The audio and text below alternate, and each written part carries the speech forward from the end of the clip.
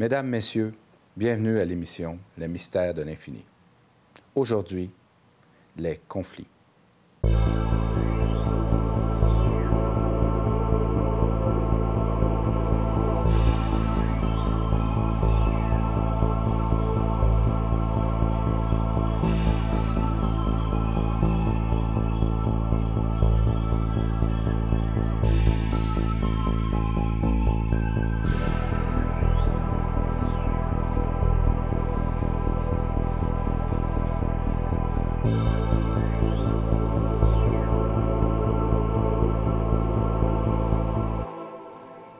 Mesdames, Messieurs, aujourd'hui, nous allons explorer avec M. Pinard comment se fait-il que les conflits dans le monde, les conflits entre les personnes, semblent être quelque chose de permanent. Est-ce vraiment permanent? Est-ce quelque chose qui, un jour, pourrait ne plus exister? C'est ce que nous allons demander à M. Pinard à l'instant. Bonsoir, M. Pinard. Bonsoir, Pierre. Alors, pour commencer l'émission sans faire de conflit, pourriez-vous nous expliquer comment vous voyez le rôle du conflit dans l'humanité, s'il y a un rôle? Oui, c'est une fonction... Au début, ce que l'être humain a de la difficulté à comprendre, c'est que c'est une fonction énergétique, de conflit. Vu au niveau de la nature, je vais donner cet exemple. Oui. Vous prenez un bel après-midi d'été qui est absolument extraordinaire. Vous avez des animaux qui sont fantastiques. Il semble y avoir beaucoup d'harmonie.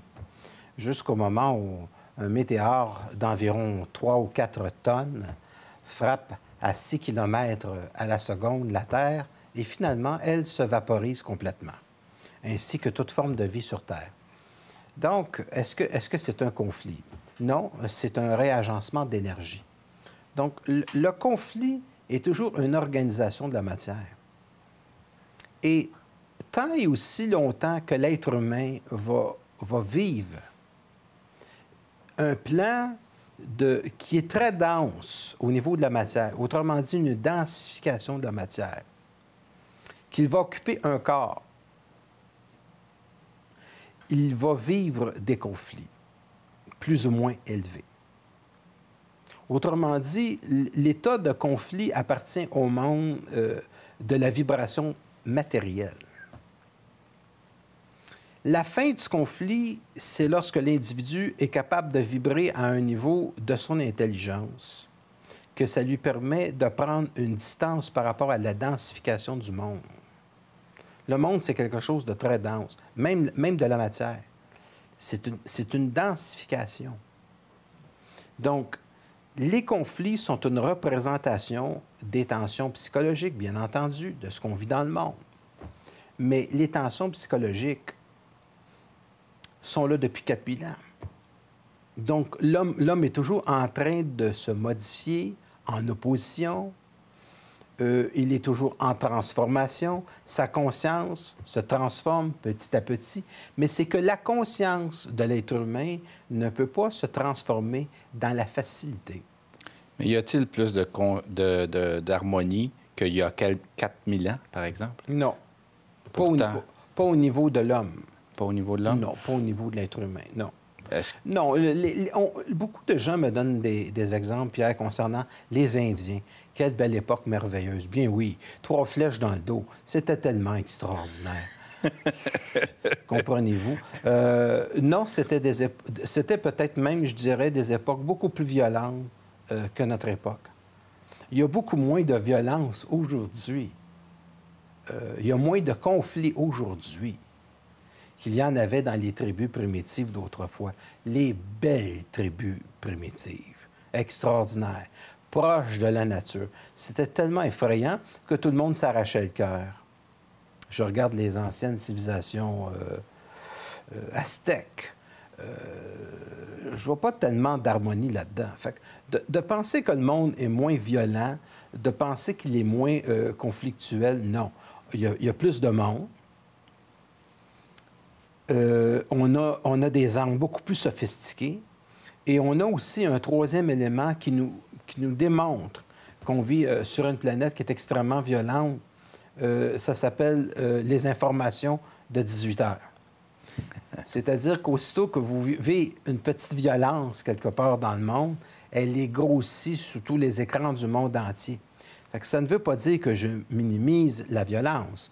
Je veux simplement dire que si aujourd'hui, vous voyez quelque chose de négatif dans le monde, tout de suite, vous êtes sûr qu'en entrant chez vous, vous allez voir cette chose-là qui est négative. Est-ce que c'est quand même un aide à prendre une meilleure conscience pour le monde d'avoir médiatisé des conflits qui sont ailleurs pour dire « Mon Dieu, il ne faut pas qu'on fasse ça. » Non plus. Pas dans le cas de la télévision parce que c'est un médium passif, mais je le crois dans le cas de l'Internet.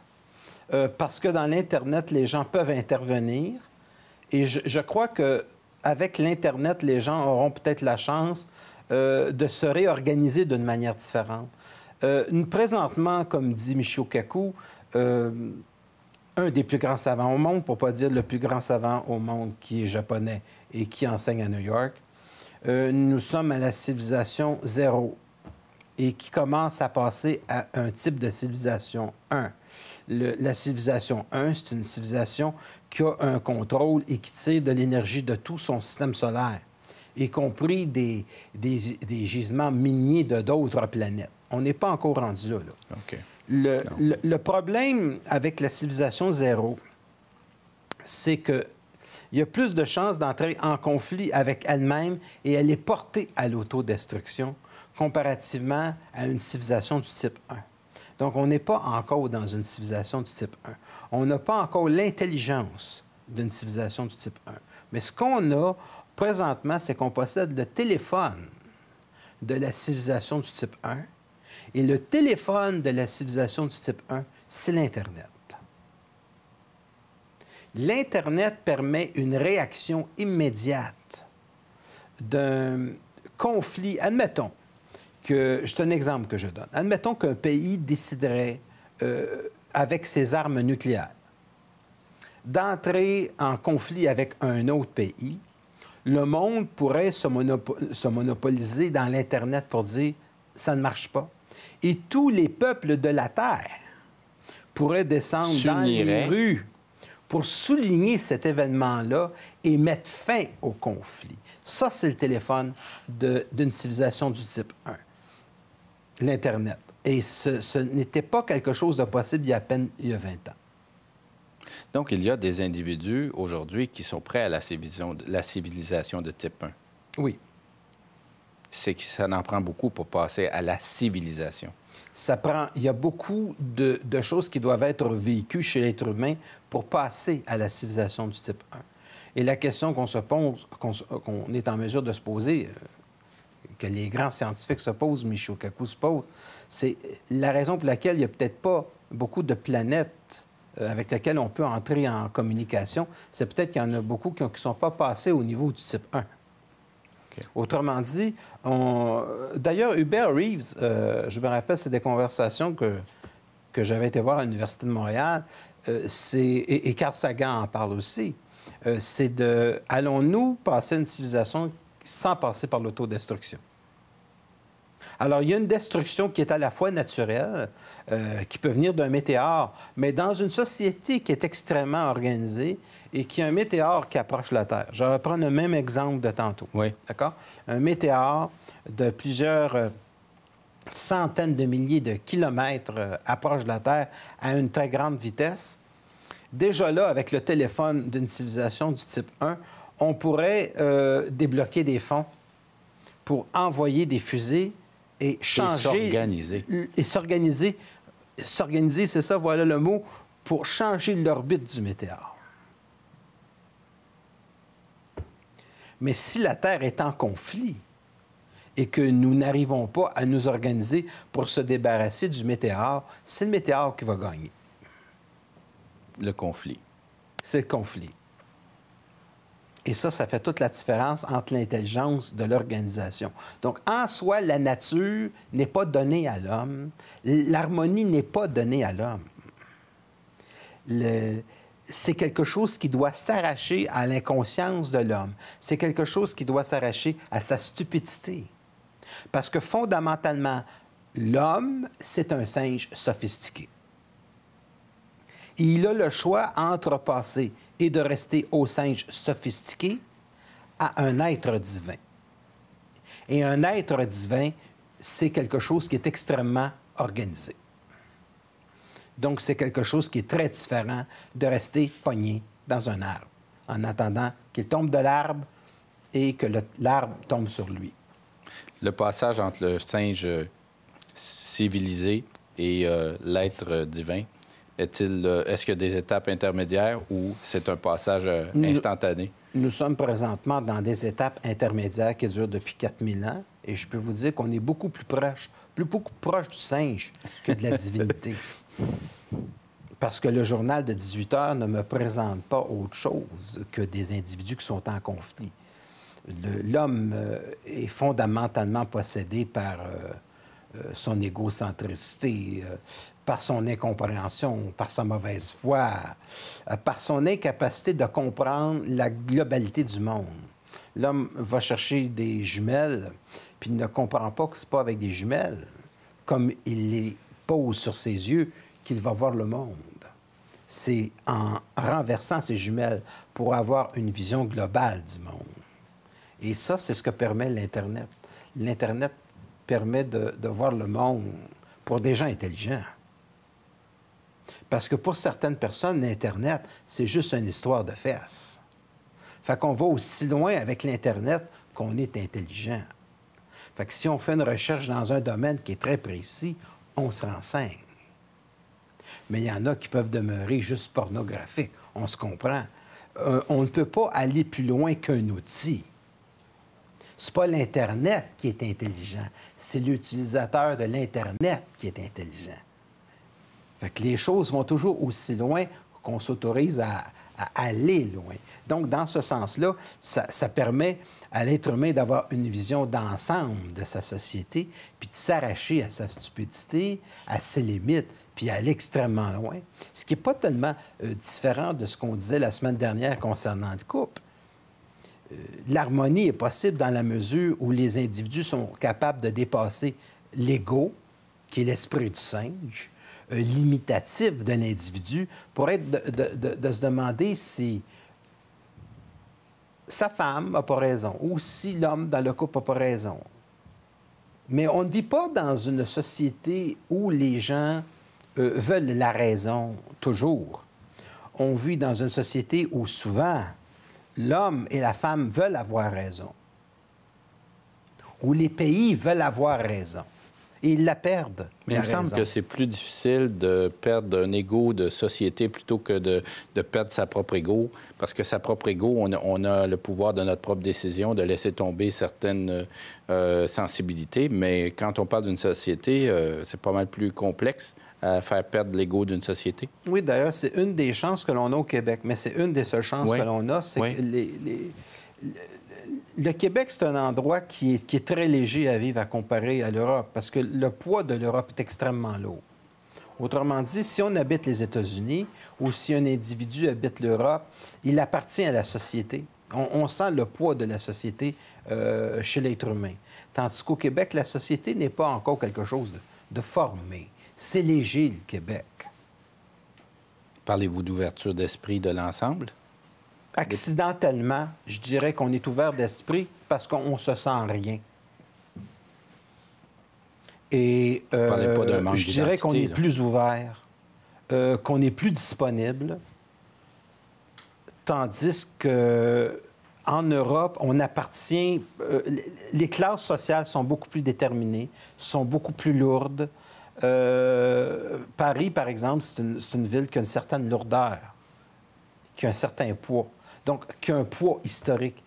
Autrement dit, ils ont le poids de leur mémoire. Ils ont le poids de leur collectivité. Tandis que nous autres, au Québec, ici, on a un esprit qui est neuf. On est comme disait un copain, on est des latins pris dans la glace. Mais le poids dont vous nous parlez s'accumule avec le temps.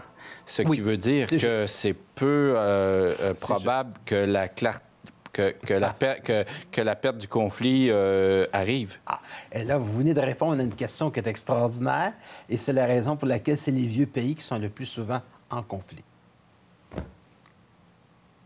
Parce qu'il y a une couche qui s'installent. Ça, c'est comme les gens qui font des études en archéologie, là. Ils sont obligés d'enlever une couche, puis une autre couche, puis une autre couche. Effectivement, vous avez raison, plus un peuple est âgé, plus il a accumulé de la mémoire, plus c'est lourd, autant au niveau religieux qu'au niveau de sa politique. Mais ça veut dire que la perspective est quand même sombre, pessimiste pour l'humanité, si on pense à cette réflexion-là. En tant que communicateur, je ne suis pas un individu qui a à être optimiste. J'ai amené de l'information. Que l'individu danse avec, c'est très intéressant. Moi, ma fonction, c'est d'amener de l'information. Oui. S'il y en a qui veulent absolument me donner une fonction, c'est de l'information. Je ne suis pas optimiste par rapport au monde, mais je ne suis pas négatif non plus. Et si le conflit a une fonction, même pour la société, ça veut peut-être dire aussi qu'il y a de l'espoir, de toute façon. Attention, le conflit a une fonction, mais fondamentalement, le conflit, c'est démontrer la stupidité de l'être humain pour qu'il puisse la dépasser. Et on a une chance de la dépasser. C'est pour ça qu'un conflit, c'est une opposition qui oblige des êtres à développer, leur intelligence. Une fois que cette intelligence-là est développée, à ce moment-là, ça leur permet d'aller plus loin. Donc, il y a des couches qui disparaissent. Il y a des couches qui disparaissent. C'est ça de l'intelligence. L'intelligence, c'est faire disparaître des couches de l'épaisseur de l'être humain. Ouais. Ce qui est pareil pour un couple, ce qui est pareil dans un individu, c'est la même chose pour une société. Ouais. C'est la même chose. On a tendance à gagner en couches avec le temps. Puis ce qu'on doit faire dans l'intelligence, c'est de faire le ménage. C'est comme une maison dans laquelle les gens ne font pas de ménage, disent on ne se retrouve pas. Bien, on ne se retrouve pas, c'est sûr. Si vous ouvrez la porte puis que vous poussez le frigidaire, ça veut dire que le ménage, quand il a été fait il y a 2 ou 3 000 ans, puis une des structures dans une société qui n'est pas capable de faire un ménage, c'est les religions. Fait que je peux vous dire que vraiment, politiquement, socialement, d'ailleurs, on le voit entre les États-Unis du Nord puis du Sud, la fonction religieuse. On peut dire que le conflit américain de la sécession s'est jamais réglé. Alors, vous avez les sudistes qui vont, au cours des élections, aller toujours chercher des éléments plus religieux. Puis vous avez des éléments plus progressifs aux États-Unis. New York, la Californie. Vous avez un côté neuf aux États-Unis, puis vous avez un petit côté Quaker aux États-Unis, bien barré, bien bloqué avec des religions. Puis la religion, ça fait partie de l'épaisseur du monde dans la capacité de s'unir dans le néant. Parce qu'il faut comprendre la fonction des religions. La fonction des religions, ça a été pour créer des civilisations, une certaine harmonie. Et il faut comprendre la fonction du christianisme. Elle est très importante. Le Christ, un individu, c'était quand même pas n'importe qui. Le Christ, un individu qui est venu apporter sur Terre une compréhension qui est absolument extraordinaire. Mais je fais une différence entre un individu qui a la qualité du Christ et qu'on appelle le Nazarien, puis je fais une différence entre ça et ce que la religion en a fait. Donc, aller à l'Église, c'est une chose. Aller entrer dans son Église, c'est une autre chose. Être divin, c'est autre chose. Ce n'est pas une religion. Non, c'est arrêter de prier Dieu. Et c'est entrer dans sa propre divinité. Ça, c'est différent. Mais ça congédie les églises.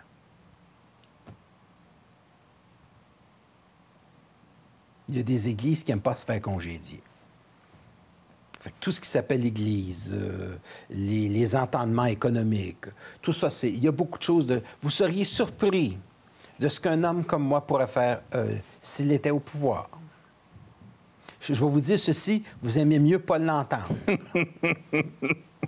Vous aimez mieux pas l'entendre. Risquez pas de me poser la question.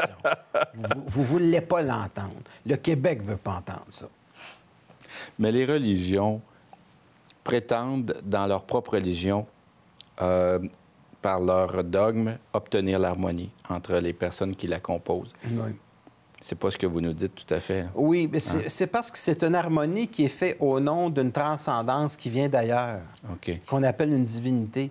C'est pas une harmonie qui est faite au nom de l'intelligence quand l'individu a effectué un travail sur lui.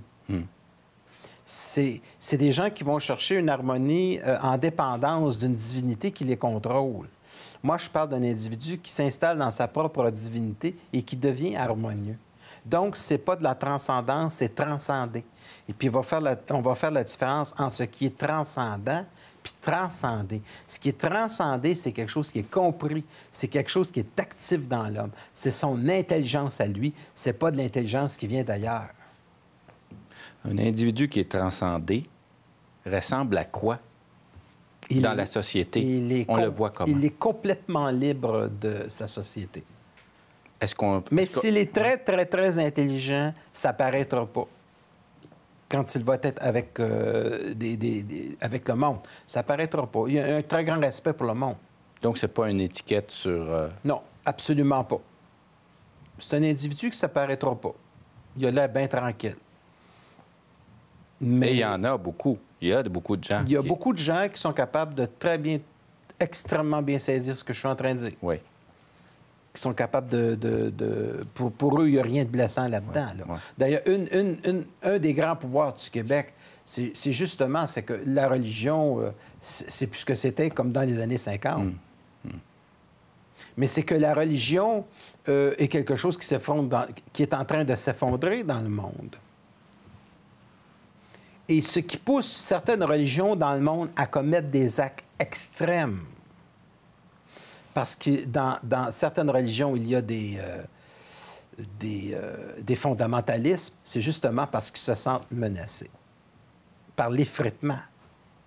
Parce que ce qui va passer dans les prochains siècles, on ne sait pas des histoires de semaines, ça. Oui. Ce qui va passer, ça va être cet effritement-là pour que l'être humain puisse comprendre qu'il est la source de son propre pouvoir. Et de ses propres conflits. Il va résoudre à ce moment-là les conflits, mais les conflits viennent de la société. Les conflits ne viennent pas de l'individu qui est en harmonie avec lui-même. Les conflits sont portés de la société. Les conflits, pour dire sur une chose, sur un niveau très simple, c'est ce que vous rencontrez dans le monde quand vous rencontrez des gens qui sont complètement cinglés